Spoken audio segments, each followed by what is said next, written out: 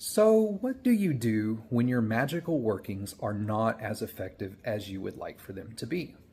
What can you do? How can you amplify them? How can you get better success rates?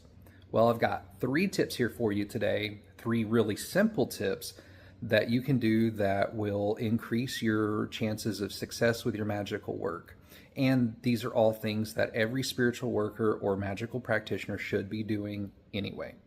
So, the first tip that I have for you is perform a spiritual reading before you do any kind of magical work. By doing this, it allows you to kind of peek behind the veil a little bit and see what your chances of success may be. What are your chances of failure? What is the best approach? What materials should you use? Are there certain spirits that you work with who want to be involved in doing this? So on and so forth. Knowing what you're going into in most everything in life is half the battle, and it applies here just as well.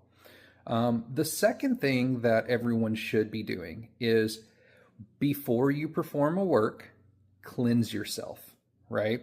The reason I say this is because as we go through our daily lives, we pick up energy from people, places, and things that we interact with. We pick up energies, we pick up spirits, and so on and so forth.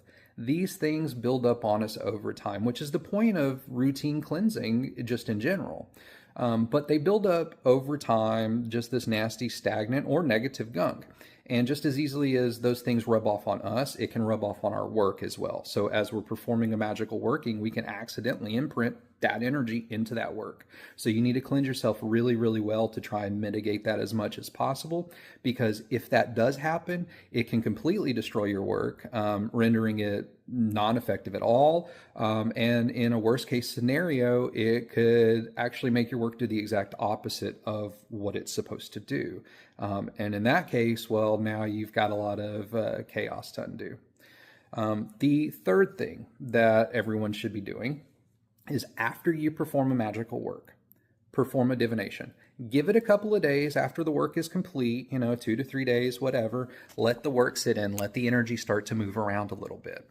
But then perform another spiritual reading, and this will tell you, what the work encountered through its process of going out into the world and doing what you wanted it to do, and that sort of thing. So if you couple all of these tips together, and then use the lessons that you learned from those experiences in future workings, you'll have a much higher success rate.